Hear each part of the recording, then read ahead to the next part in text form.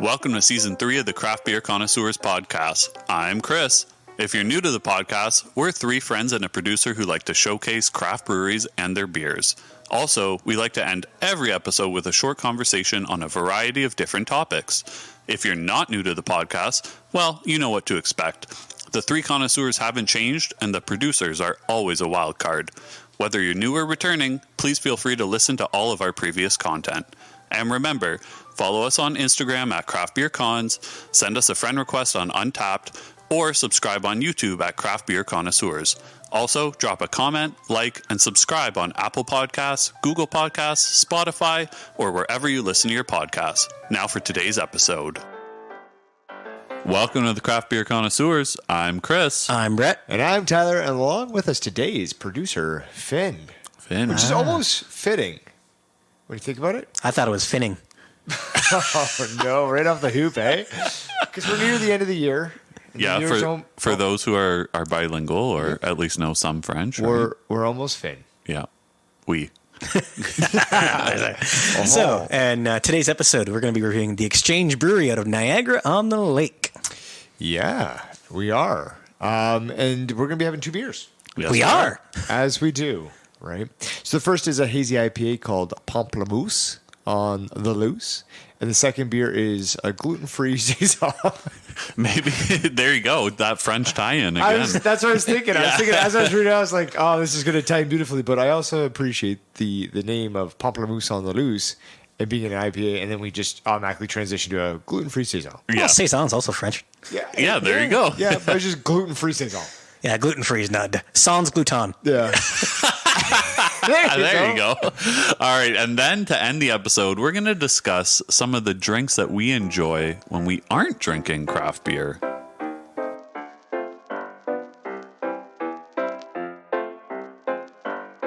We are back. We are back. I'm here. Yeah. Yeah, I'm also here. Finn? Yeah, Finn is he's here in spirit. He's taking a phone call. So the Exchange Brewery is located at 7 Queen Street North in Niagara-on-the-Lake, as we mentioned.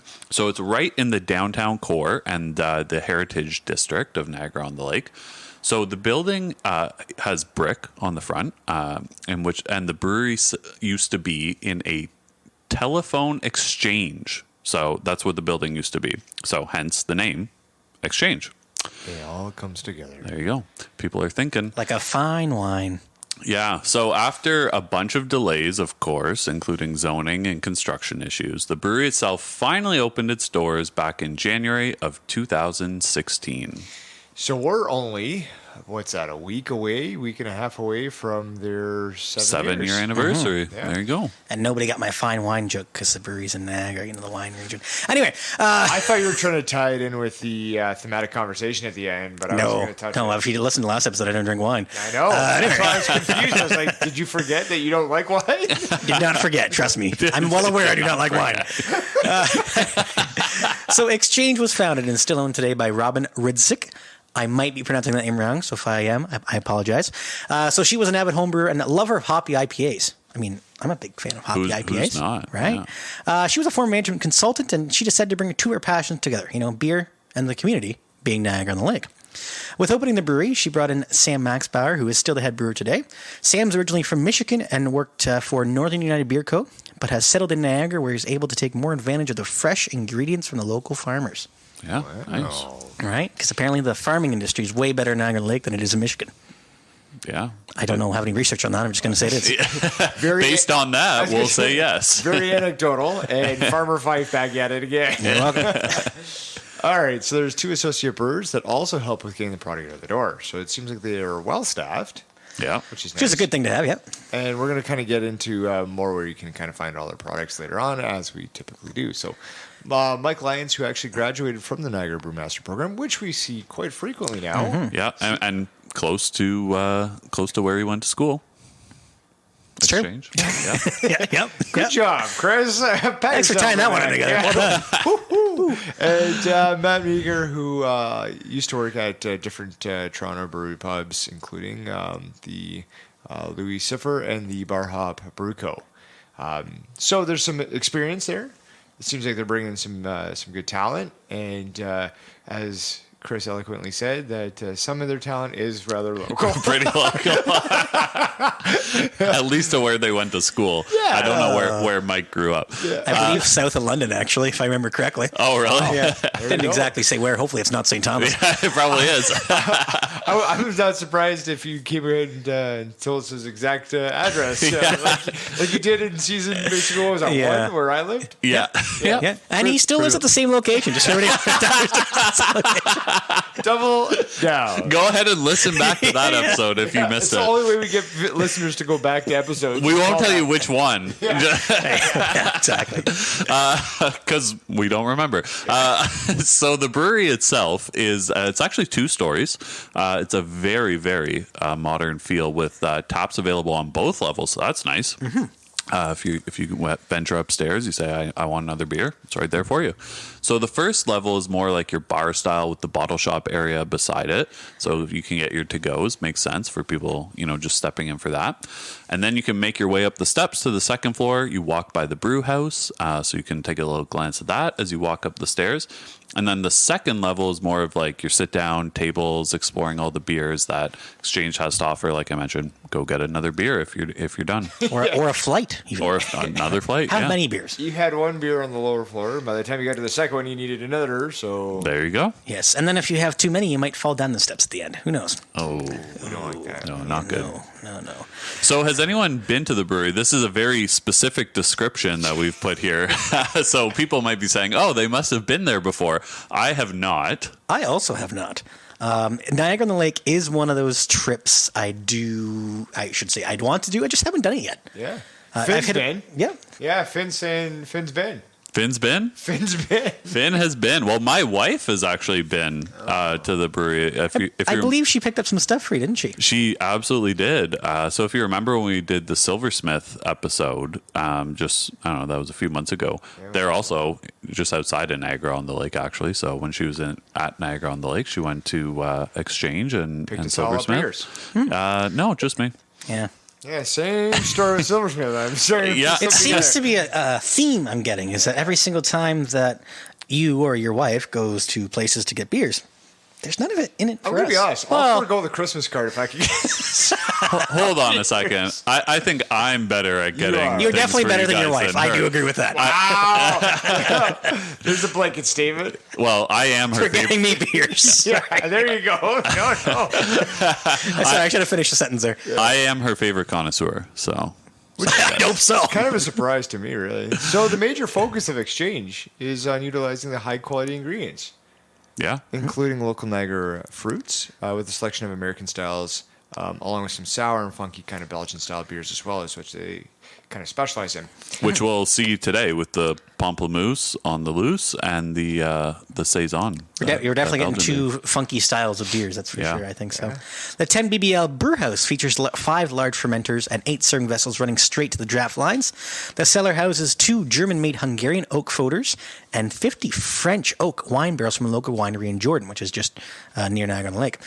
This is where those Belgian Not the styles. country of Jordan?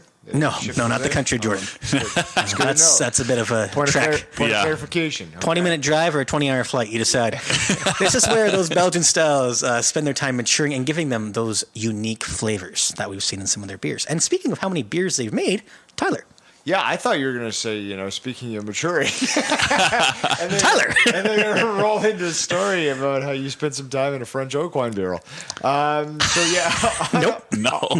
I don't think I can fit in one of those, actually. It's like a minute to win it challenge try to get out of that. I think we need to see that. So on Or our Fear side- Factor or whatever. Yeah. Check our Instagram. Instead of they do these stuff a bus kind of things for Christmas, right? Like full of food. Yeah. We just stuff a fife in a barrel, It's the closest we can I come. better get I was going to say, I better get a beer named after me, but they have bread IPAs and bread beers. So You already said it. So on Untappd, there's 117 different beers created by Exchange with an average rating of 3.62 and over 50,000 check-ins. Wow. Yep, it's a lot. Speaking of beers that we've had, though, these are ones that we've put down our mouse. I've had the most, which is kind of funny because you just said that your wife was in Niagara-on-the-Lake to get you some Exchange stuff, but yet I've still had more beers than you from there. Well, I mean, she didn't bring all 117 home. She's so inconsiderate. Like what? And I thought you were her favorite. Yeah, apparently not. I've been mostly just getting them from LCBOs and Loblaws grocery stores. Anyway, so I've had 8 of them, obviously, as I said. The highest rated one that I've given is the White IPA with a rating of 3.75. I'll also take producer Finn's here because he can't talk. He said 5, and his highest rated was a 4 called Throwback. You know, because we want to throw him back out of the room. Wow. Well, that escalated really Yeah, quickly. we don't see eye to eye. So the beer was the Throwback, which is a Belgian table beer. The good old table beer. So I've had 6, so pretty close to your 8, Brett. My highest was it just straight up called New England IPA, which was a 3.75. Yeah, I'm rounding at the bottom here, and I did have 1, and that was that White IPA, which is previously mentioned, and I give it a rating out of 4 there. I give it a 4.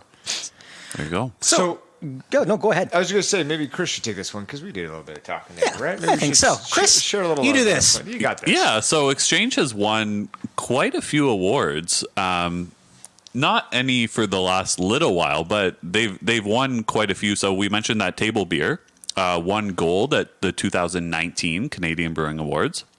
The gluten-free Saison that we're having today, silver in the 2018 U.S. Beer Open Championship in the gluten-free category. So that's interesting. I don't know how many beers have been in that category. I was going to say, I'd be curious, because I feel like in 2018, there was kind of like an uprising of gluten-free. So... And we'll get into more gluten, like obviously the gluten-free Saison later. We'll get into more gluten right after this. Yes, but more so in terms of how different it is to make a gluten-free beer versus a normal brewing process. Yeah. They've also won a couple golds at the 2018 Canadian Brewing Awards, the Spontaneous Ale, which was a Belgian-style sour ale, and their Breakfast Stout. So, yeah. Yum, yum, yum, yum, yum. Oh, and a Flanders Red Ale. Sorry. Yes. Yep. I don't want to shortchange them. No. And they won a bunch of awards in 2018, 2017, 2016. They've won a lot of awards. There's Just a say lot. that, okay? Yeah, in different categories. Yes. And I think that's one thing that we have to mention is that it's been kind of spanning over 3 or 4 years. But I think what we see here is the Belgian beers are really kind of picking up those awards. Yeah. So I think we'd be remiss if we didn't give them a round of applause for their awards. There you go. You see that? I went around. My applause. Gosh. Oh, it's going to be one of those nights, so saddle up here. Yes. So, as I mentioned earlier, Exchange stuff isn't available in select LCBOs and grocery stores, the Loblaw branded ones. So if you go to Sobeys, you won't find them.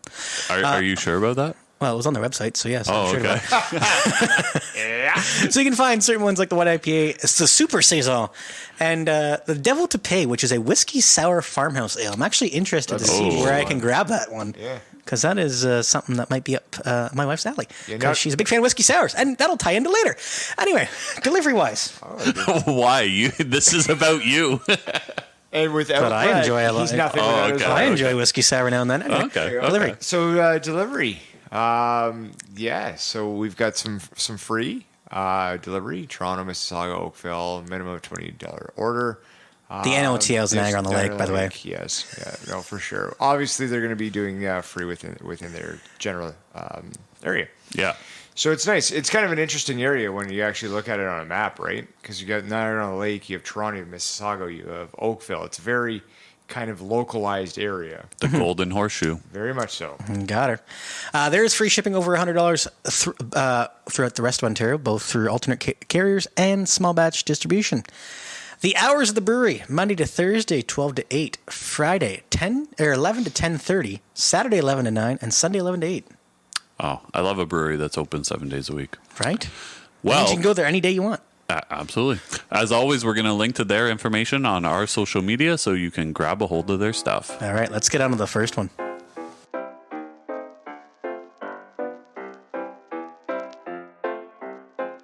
We're back with our first beer. So thank you to Rajat for both the beers on today's episode. absolutely. From Merci. Exchange. Yeah, thank you for sending those over. I love your half attempted a clap there. Well, I was ready if other people You're were reserving ready, but- applause until we have these beers, aren't you?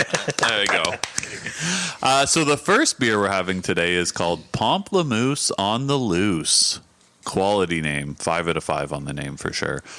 This is a hazy IPA, and it comes in at 6% ABV with 50 IBUs. Yeah, so this is your classic hazy IPA loaded with tropical fruit flavors, then brewed with fresh ruby red grapefruit. I love ruby red grapefruit. So the hops utilized in this beer include Cascade, Galaxy, Citra, Melon, and Mosaic. And before we swing back to Chris, I'm just going to touch on the can. You want to before do we that even now? yeah, I'm just going to touch on it now because it's in my hand. And there is a, we're going to say a silhouette of a lady, but her head is a grapefruit. A ruby red grapefruit. Half a grapefruit. Yeah, Yeah. half a grapefruit. Cut open. And cheersing with a, I'm going to assume the moose, who's loose, dressed in jeans, and I'm going to say that's like a suede vest. Jeans. Okay, I'm gonna take this one. I think someone from Stratford blue should high baseball recognize- pants. Oh No, my kidding. goodness. Recognize like Shakespearean dress. So what we're doing with this is we have a woman in. I'm going to start over. I'm going to start your section over here. Sure, please. What we've got here is we got a individual on the left, presumably a female with a ruby red grapefruit head that's split in half, wearing a fine Victorian dress stitched up the center with a nice little bonnet on her head there, nice little kind of like top hat-ish. The individual on the right is a moose with high socks, blue trousers. And, Trousers. yes, trousers. There you go. And a nice vest. People are going to think I have terrible eyesight. But, like, I'm just terrible. Might explain your reading. I'm just terrible at describing clothing. Yeah, all good. So it is a very simple kind of can, color-wise, but yes, it is more of a Victorian kind of apparel. It's very unique, for sure. Unique New York. New York. I knew he was going to say it. I had that cued. All right. Well, as always, you can follow us on Instagram at the Craft Beer Connoisseurs, at Craft Beer Connoisseurs, and on Untapped at Craft Beer Connoisseurs. So the rating for Pamplemousse on the Loose is 3.58 out of 5 with 872 check-ins. There are 12 5 out of 5s and 706 can check-ins with a rating of 3.59. So right on that average, basically. Great. That's your glass. That is your glass. Finn's saying we got to hurry up a little bit here, just on time. But You know what? we'll be Slow her all right. down over there. Okay? Grab your glass. Relax, Finn. Grab your can, and let's open her up. And I will correct Chris's mistake there. You can follow us on Instagram at Craft Beer Cons, not at Craft Beer Connoisseurs. Yeah, I'm not good at that. fatal Instagram error. thing. Yeah, I know. The Instagram thing is not really working out for you. But yet you say it quite frequently. I do. You know what else I say? We are drinking this beer out of an IPA glass. So make sure to use your proper glassware. A single IPA glass. Back at it again. Oh, that's All right. nice. That nose is hitting you with the grapefruit. That is for sure. I would hope so. Well, yes. If it was hitting you with something else, and it'd be weird. But yes, lots of grapefruit coming off. You can tell from the. Anybody else got anything else on the nose? I know lots of head retention, obviously. Yeah, like good head retention on it. I think we're doing nice. A nice frothy head. Depending on how you hold your fingers, it's about 3 on my pour. Yeah, Or- pretty thick. Yeah, I think it's done well in this class. I'm looking forward to that. What are you guys getting on color? Anything on color as well? A little dark, and I'm assuming it's coming from the grapefruit itself, but a little darker than what you would normally assume from a hazy IPA. Yeah. It's still very, very cloudy, don't get me wrong. It's more so darker as at the top of the glass versus the bottom of the glass, which is a lot lighter. And you will see that in an IPA glass. If you were to put this in just a regular old beer glass, Little pint glass. a little pint glass, for example, it might be more evened out. Look, Tyler? that looks like a lava lamp, Tyler. Yeah, does actually. right? There are some adjuncts in this. There are adjuncts going So- up and down. I would say that this, Like a lava lamp would, This yeah. isn't probably filtered. No, I would put this as like maybe a burnt orange color, something like that. Yeah. It is unpasteurized and contains natural sediment. There you go. And also, keep it cold and drink it fresh. Well, Yeah, they are. it definitely was cold, but yeah, on the nose, I'm getting nothing but grapefruit. So again, like you would expect, but I don't get anything else coming through other than that. The grapefruit's pretty overpowering. Well, how about we choose on the swallow then and figure out what we have there? Yeah, one thing I'm going to say is on the nose, I think there's a big difference between just a normal grapefruit and a ruby red, and I am getting the ruby red out of this. Okay. Okay. Okay. Can we drink it now? Yeah, you guys Yeah. could. Good. You guys could have been drinking while I was talking. It's all right. We've done it before. Do it again. We have done it before, All right. and probably we'll do it again. Well, what do you think, Brett? I know you're a huge fan of grapefruit. Yes, it's my most favorite fruit ever in the history of the world. Of all fruits, grape is my favorite. It's interesting to me. Definitely more bitter than what I was expecting. I think the IBUs, I can't remember. 50, I believe. Right? Yeah. It definitely has a higher bitterness, at least in my personal opinion. Yes. Than 50. It definitely does, though, have a smooth mouth feel. It's definitely very, very... Say definitely one more time. definitely. Just gonna call it out, so everybody at home's like, God, you just said definitely 4 times. Yeah, definitely. 5. So I definitely Get a whole agree hand. with you. I think the bitterness is partly due to the hops, I think, but at the same time, I think it's also due to the grapefruit. Like grapefruit is more one of the more bitter fruits. Yes. So I think that's contributing to the bitterness as well. Yeah, I would agree with you, and I think that when you cut open a ruby red grapefruit, throw maybe a little bit of sugar on that, you get something like this. Like you do get that bitterness. It is juicy to me, Yeah, definitely juicy. I will totally. give you that.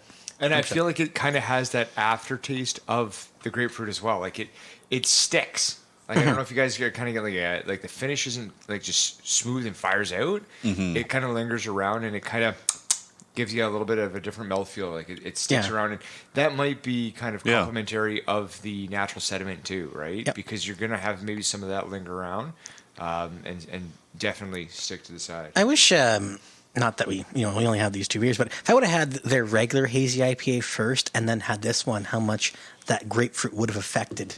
You can find that in the Loblaws. No, apparently not. But Wasn't one of the wasn't there that day. But you know what I mean? And just compare the two like directly, and just to see how much this grapefruit is taking over this beer, right? Kind of see what the difference is. I mean, they probably are brewed with different hops. Yes, and things I'm like assuming that, but- yeah. slightly different hops. Well, I mean, Yeah, it you, wouldn't be a big change. I'm not 100% sure what hops the hazy IPA is brewed with, but I agree. Like it would be nice to do that kind of comparison with their kind of basic hazy IPA and their grapefruit hazy IPA. So speaking of flavors, I guess top 5 flavor profiles.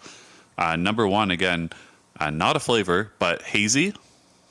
The beer is hazy. It is hazy. Yeah. I will give it that. Lots of lacing on it as well. Yeah. Yeah. Yep. Number 2, grapefruity. Interestingly, Untapped doesn't have grapefruit as a flavor profile. It's grapefruity.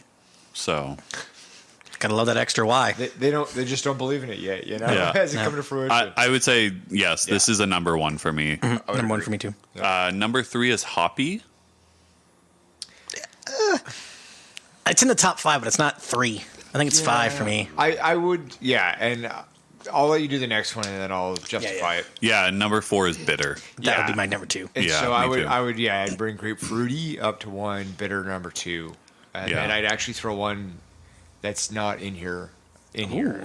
Oh, little tease. It's kind of a cop out, but I'll own it. So number 5, similar to number 2, grapefruit peel. So more of the rind, I guess, right? So yeah, I would agree, and I think again that's contributing to that bitterness. Producer Finn, because he finally typed it out, whatever you want to say, he did. Feels that the grapefruit peel is a strong number 1, followed by the bitterness. Hoppy, again, a bit of a cop out because it's got those 5 different hop varieties. I don't know if that was kind of what you were going to go with there. Not at all.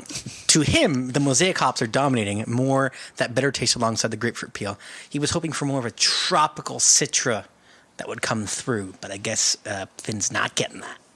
Yeah, I guess the problem is if the Citra really dominated in terms of the hop flavor, then it might drown out that grapefruit that they've added as the adjunct, right? Right. And that's kind of what I was going to say, too, is like you might get a more of a traditional, like regular grapefruit instead of a ruby red grapefruit. Right. And Yeah. I kind of go back and forth on like there is a distinguish in kind of like taste and flavor profile of that. The one I was going to say, which may be a bit of a cop out, would be juicy. Oh, yeah, okay. Yeah. So again, Yeah. I'll own it because we do have grapefruity in there and grapefruit peels in there. But I do feel like if you take that grapefruit and you put it in a bowl and you're kind of just scooping it out, Oh, yeah. you get that leftover grapefruit juice at the bottom. Oh, yeah. Which has the flavor profile of the juice, but also the rind, because it's been yeah. sitting in it, right? Yeah. And And you that's- might scrape the sides. Yeah. You get me. Oh, yeah. I don't. Love a good grapefruit on a Saturday morning. Yeah, right? I don't. I definitely don't. There you go. But I mean, there's a difference, right? Because there's a traditional grapefruit, there's the ruby red, and then you kind of get into like a pomelo, which would be a little, it's different, but similar to a normal grapefruit. Yeah. Well, Brett, what do the Untapped users think of the grapefruit? Yes, so our first check-in comes from Chris O, and his handle is CraftyChris13. On August 19th, said, bitter pamplemousse flavor. It was a 900 different check-in, though. Good job, Good, Chris. Good job, Chris. Oh, Crafty Chris 13. I feel we- like do we know that guy? feel like I know him. I think a longtime listener of the podcast, and I think has been referred to in previous episodes. If you go back to our time at Reverence, fan of the podcast. Fan of the podcast, yeah. And late. And they did give it a rating, but we'll save that rating for Yes. If you haven't caught in, obviously it's Chris over there. I just had to throw that in there because I thought, why not? But in Hey, all seriousness, 900 check-in, yes. though. And That's now cool. you're over 1,000, I think. Yes, I am. So good job. Thank you. In all seriousness, though, the first review comes from Michelle H, and her handle is Mitchy Moo. On December 3rd, stated, I like the haze, nice grapefruit flavors. And she rated it a 3.75 out of 5. Nice.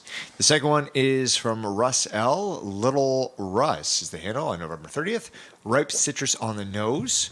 Great citrus and stone fruit, and quite bitter for such low IBUs. 3.5 out of 5. All right. Okay.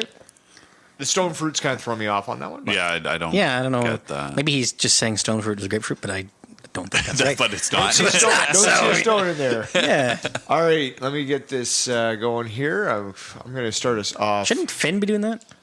No, I'm going to start us off. No, I meant in terms of like coordinating No, things. no. You just gonna do it all? Yeah, Okay, we're good. All right, just making sure. Okay, Finn, you got your calculator. Good job. He doesn't. Let's be serious. I'm going to give this a 3.75. 3.75. Okay. Chris, Okay. you're up. Yeah, so you mentioned that I have previously had this beer, and when I had it before, I gave it a 3.25, and I think I'm going to stick with that rating today, so 3.25. Fair. I'm going to go, again, where nobody wants to go, in between you guys, and give this a 3.5. Producer Finn is giving it a straight-on 3.0. Tyler, give us some math that Finn's done. Yeah, so it's going to give us a 3.375, and I believe we're going to round that up to a 3.5. Yeah, we are. All right, well, let's move on to beer number 2. We're back, and the second You beer... got to come up with something new. No. It's just we're back. I'm a one-trick pony. Ain't that the truth? The second beer we're having is a first for our podcast. And that's why you brought Finn in for this one. Yeah? He's really, I don't know how he's dealing with the first beer, though. Is he excited for this one? Yeah. He's gluten-free, right? No, I had the last one. I hope he's not. Because, the Pamplemoose on the Loose is not gluten-free. But this beer is. It is the gluten-free Saison. That's the name of it. And it's a Saison. It's a 5.8% ABV with 19 IBUs. It's brewed with one of Exchange's favorite pseudo-cereals, buckwheat. Yeah. So you might be wondering, buckwheat? Gluten-free? Yes. Yeah, buckwheat actually doesn't contain gluten. Interesting. Yeah. It's nutty and earthy flavors blended with the sweet sorghum extract that's involved with this, dark Belgian candy sugar, and the herbal hops. So Halberto and, I'm going to probably mispronounce this, but we're going to go with it anyway, Styrene cilia. That's spot on. Pretty good. Thank you. For a balance of sweetness while maintaining a refreshing finish. Yeah, so we've had on the podcast a low carb Yeah. beer before. Yeah. And as you mentioned, this is the first gluten-free one. It is. So it's nice. I like to see that, right? Yeah. Some diversity in it. So within the gluten-free beer brewing process, the barley is replaced by gluten-free grains such as rice, corn, millet, pseudo grains, which was already described, which you might actually see like quinoa kind of get thrown in there, right? Yeah. Or buckwheat, which is the case for this one. And I'd be interested to try some of those other kind of like flavors. Yeah, totally. And adjuncts, right? Other ingredients to provide the necessary fermentable sugars for that whole entire process is that buckwheat, the quinoa. The sorghum is within this is kind of like usually in a syrup form. Allows the wort, when fermented with the brewer's yeast, to exhibit approximately the 75 to 80% attenuation. So we'll kind of see how that kind of plays itself out in this, right? And we obviously have not brewed a gluten-free beer. We know this does not happen with us, but cross-contamination can be a concern if the proper, brewing hygiene has not taken place. I've dealt with a lot of cross-contamination before, as my wife is gluten-free. So I'm going to give her a little skiff off the end of this bottle so that way she can try it. Not a beer individual, but cross-contamination is very, very serious. Yes. So if you're dealing with a gluten, sensitivity, or if you are celiac, you want to make sure that when you are brewing this, that you do not have any other gluten in the brewing facility. So I think when you see a brewery make a gluten-free beer, they probably take their brewing hygiene pretty seriously. Yeah. I would think, I think right? they just So ramp it up. every beer that you're going to have is going to be clean. Like the Pamplemoose on Loose was very clean. I remember a couple other ones that I've had have been very clean. So I think it's good on them, and maybe more breweries should do this too, in terms of brewing a gluten-free beer, because then that way you know that they're taking the proper steps to make sure everything is spotless. You're flushing lines. You're cleaning tanks. Like Or you're if you can, like if your brewery's big enough to accommodate, maybe have like a separate brewing equipment for the gluten-free. And I'm beers. going to assume that maybe they do for this one because there's been enough check-ins on it. But it's who knows, right? It is tough to say because like that's a large commitment for one beer. Yes. Yeah, it is. Right? Like I don't know all 100 and what do we say 17? Yeah, I think it's 117. Yeah. Beers that they've brewed. I don't have that in front of me, but I would fathom to guess that there's probably not Not a lot of gluten-free. more than 10% that actually are gluten free. This might if that. this might only be This is where producer Finn needs to get on it. So Finn's going to get on that. Chris, why don't you give us some of the stats on this specific one? Yeah, so speaking of Untapped, this gluten-free Saison has 272 check-ins on Untapped with an average rating of 3.33 out of 5, and there are 4 ratings of 5 out of 5. Very good. Just to Finn's kind of relaying this to me. This is their only gluten-free beer. There you go. There you go. So I think having a dedicated tank would be very interesting. I mean, that's you're sinking a lot of cost into that, right? Or just brew it once a year and let it hang out. Exactly. And that might also speak to what this is in. Yeah. I was going to get into that. That's not a can, folks. No. Or a glass. No. Tyler? I mean, it is glass. Well, it's made of glass, but it's not a glass like a It drinking might glass. be glass in a bottle there form. you go. Yeah. Grab your glass that Chris will describe in a bit, and grab your bottle, and let's open her up. I think you guys forgot one key step there, though. Grab your bottle opener as well. It might be tough to try to do it with your thumb or your hand. That's a very good point. We have seen producers in the past lose their bottle openers. This is very accurate. I can't remember what beer that specifically was for.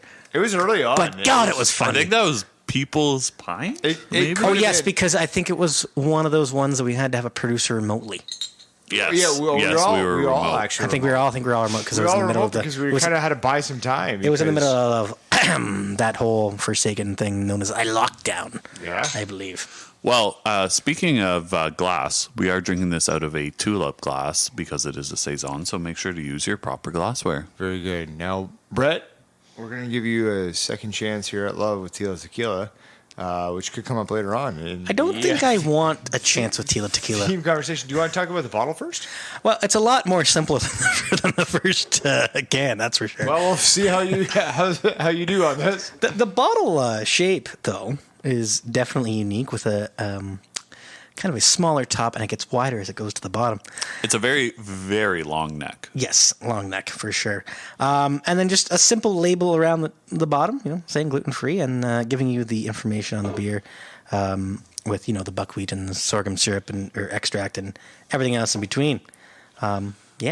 It's pretty simple.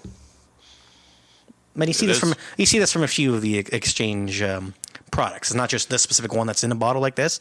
They do have many beers that they've done that are in bottles like this. Yes, when my wife brought me home some beers from Exchange, there were a few of the barrel-aged ones that she grabbed, and they were in this type of bottle. And again, none for us. Anyway. Maybe next time. What do you guys smell?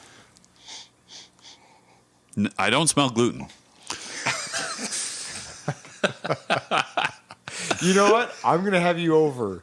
Because every time we make food or we go out to a restaurant, Yeah. you're going to be that gluten-smelling dog. Yeah, there you go. I don't smell gluten. You can have that. That's safe, sir. You're good.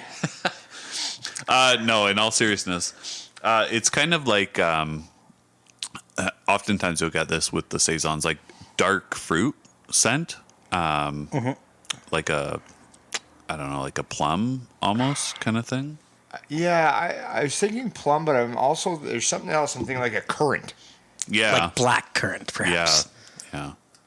I like that. You really tuned it up there. 5 things. Appreciate your support on it. So that's why I'm getting. We are kind of getting a little bit of an.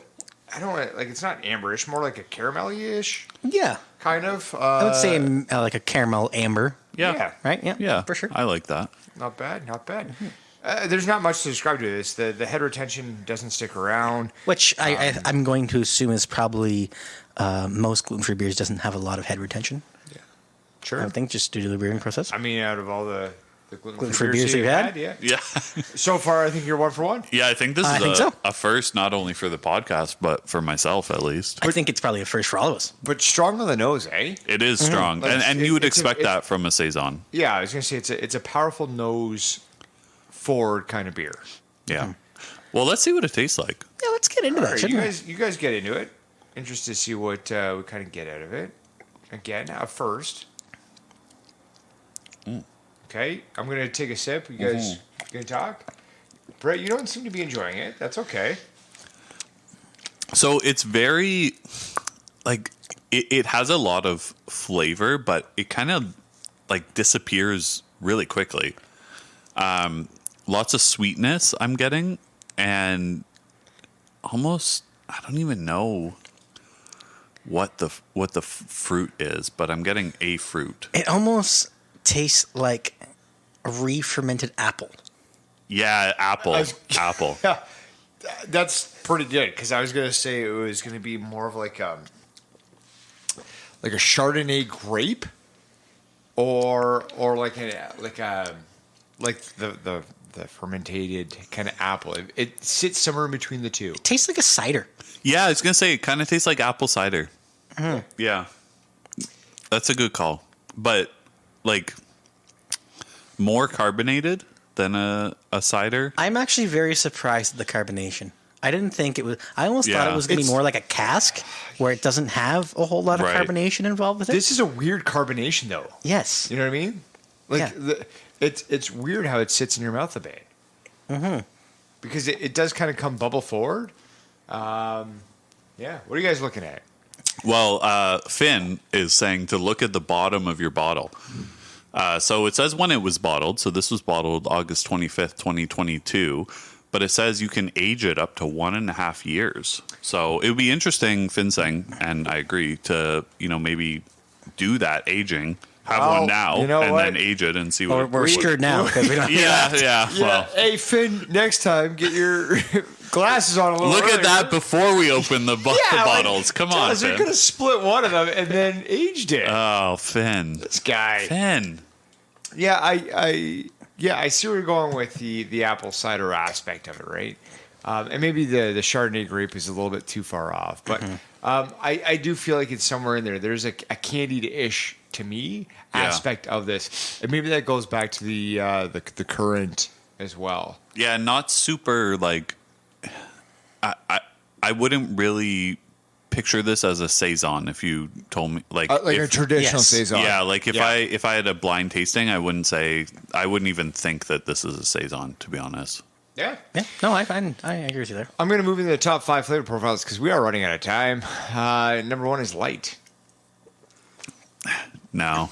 Light maybe on flavor, but not carbonation. Really on flavor. Oh, I think the flavor's there. I think it's light heavy on in terms of like, I think what people are saying is like, it's not heavy, right? Like it doesn't. Yeah. Sit. It doesn't sit heavy. Yeah.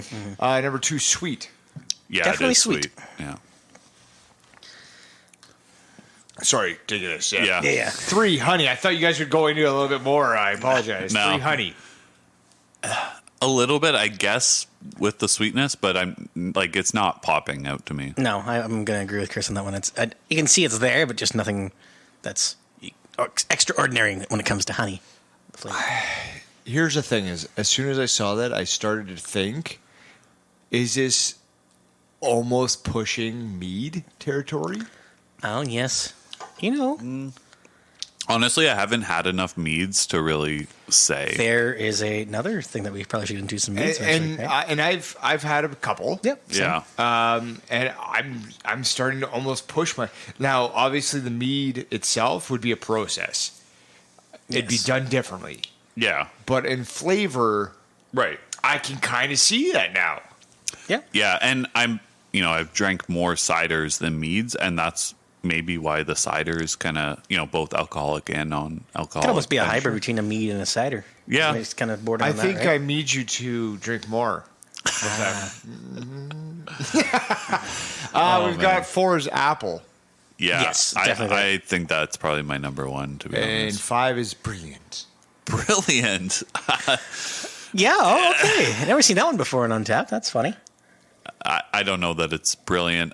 So Finn is saying earthy, maybe? I'm not getting that. I'm not really getting earthy. No. And I think that might be tied to traditional Saison. Yeah. But that's not what I'm getting in this at all. And same with his other suggestion, which is Belgian-y, which I'm not getting that feel. Like I mentioned, I wouldn't picture this as a Saison. So maybe that's, the fact that he knows it's a Saison, that's kind of tying into it. Yeah. God. Pick those words out of your mouth. So, speaking of people, we should probably get some thoughts from Untapped users. Tyler, the first one. Yeah, we've got Catherine W, and their handle is Hymns and Aries. On November 18th, stated, like this a bit more than I expected. Nice and tangy, 3.75 out of 5. Not really getting the tanginess personally, No. but fair enough. So the next one comes from Marcus. Handle is Viz Nasty. I guess I play on Biz Nasty. Yeah. On March 6th, stated, tasty for a gluten-free. Definitely has some sweetness, which is interesting.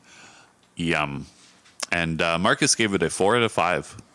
So in terms of our ratings, I am not going to give it a 4 out of 5. Yeah. So I think it would be really actually quite interesting to see, like, if they brewed this beer with malts like that have gluten, and then and everything else was the same versus the buckwheat, to see how it changes. But Can I interject? yeah, Thanks.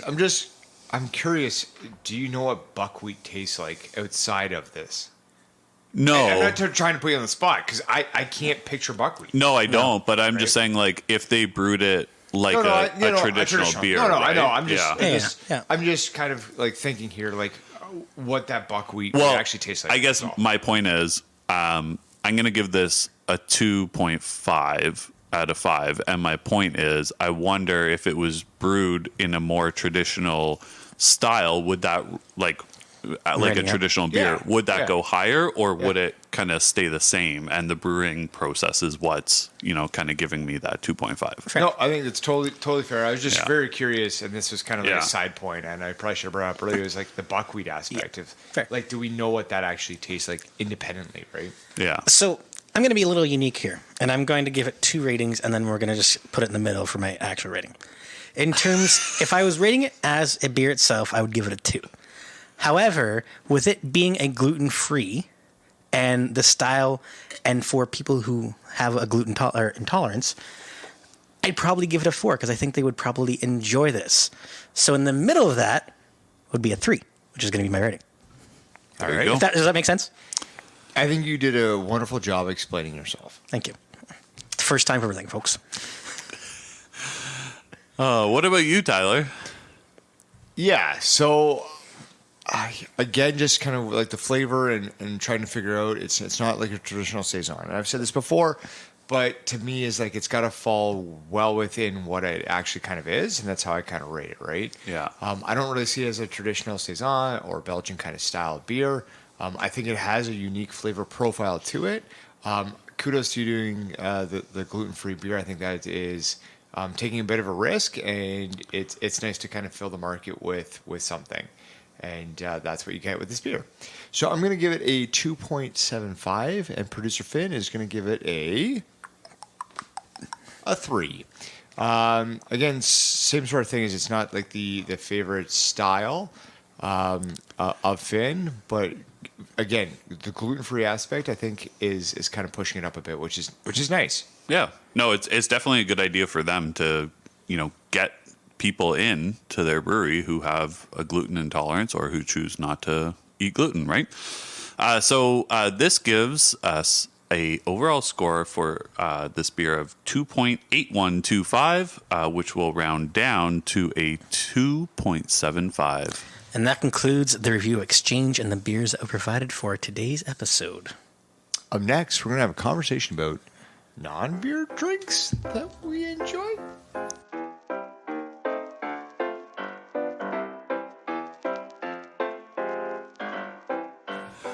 All right. We're back. I knew you'd like that. Oh, I don't.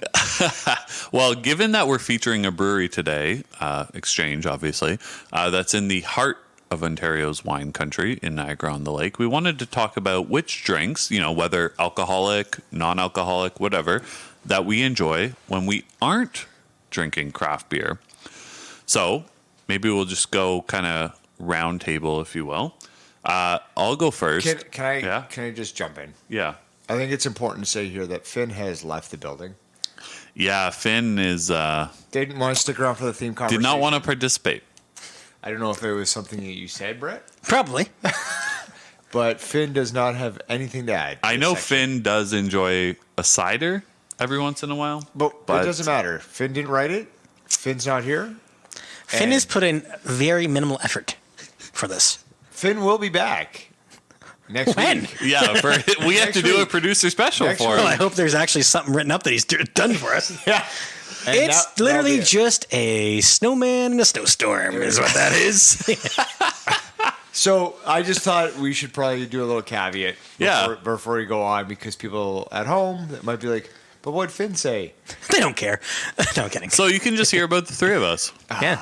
So I think I mentioned this on an episode a few weeks ago, and Brett teased, maybe an upcoming podcast for myself. I love a good mojito. Like, it's so good. I can confirm that you make a stellar mojito. Oh, I thank cannot you. confirm that. Wow, you got to come over for mojitos. Fair enough. Mojitos by the pool, baby. Mojitos and me. I always say that. Yeah.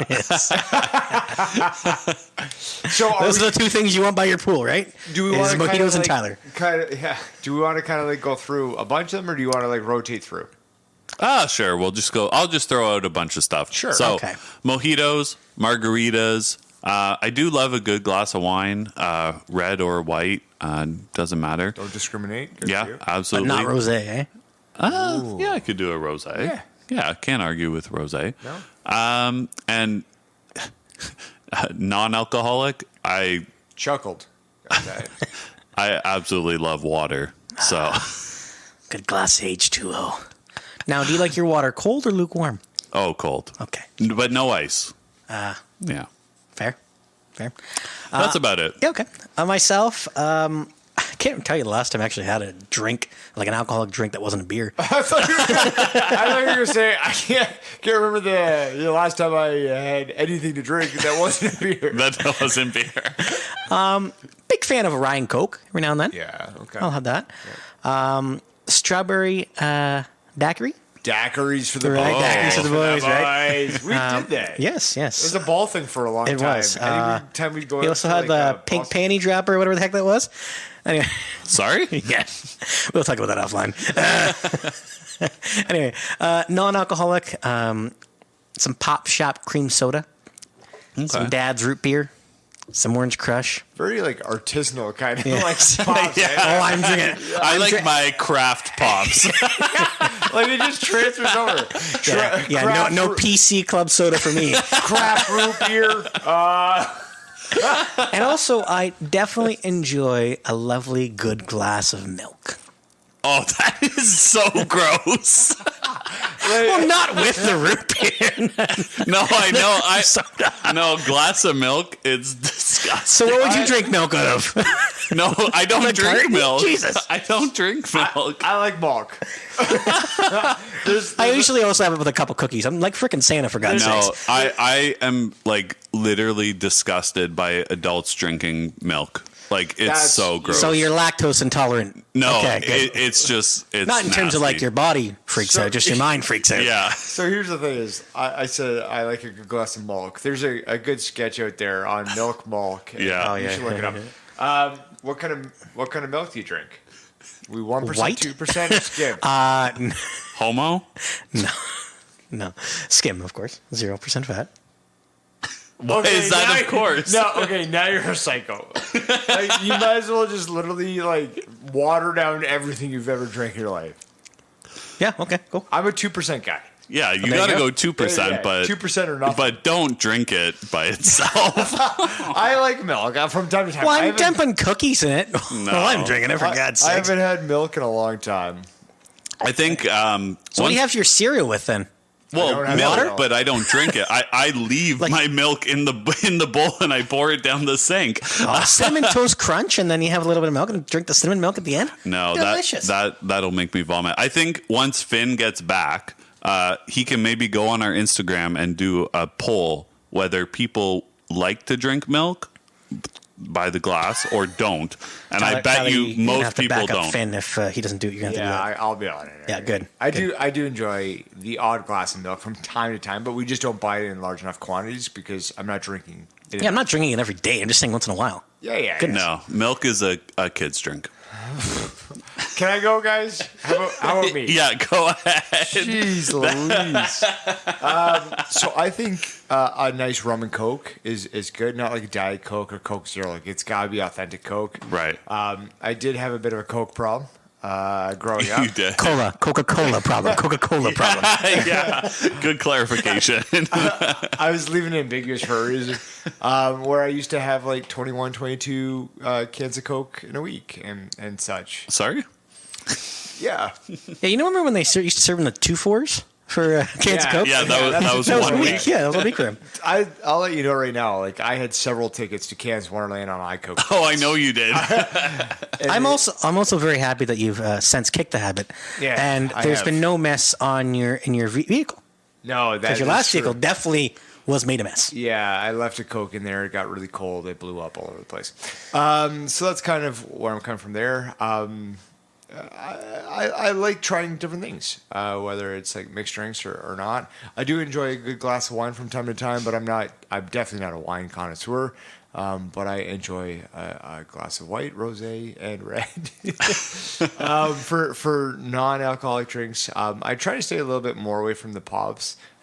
'Tis the season for a nice cranberry ginger ale, and I will indulge in that from time to time. What about eggnog?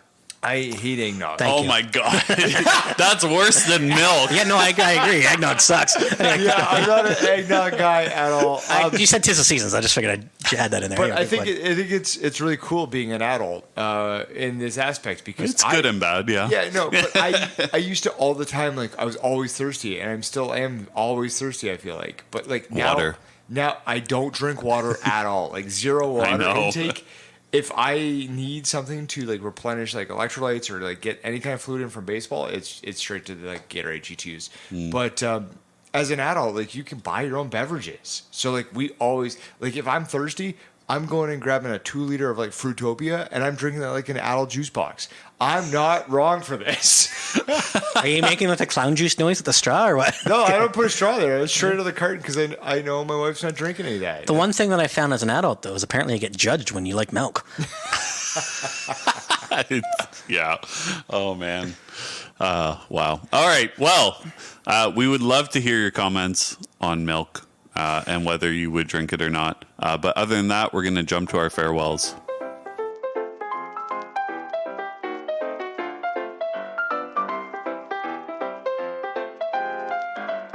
All right, that's going to be all for today's episode. I should have said, and we're back. Yeah, you should have. Yeah. Maybe next episode. So thank you again for listening. Keep on listening every other Thursday as the Craft Beer Connoisseurs release a new episode, and on our off Thursdays for a producer special. And make sure to tell your friends, family, and your favorite person who might have a gluten intolerance, right? Because they can have a beer too. Yeah. Hey, that's very good. So from all of us and producer Finn, I'm Tyler. I'm Brett. And I'm Chris, and together we're the Craft Beer Connoisseurs.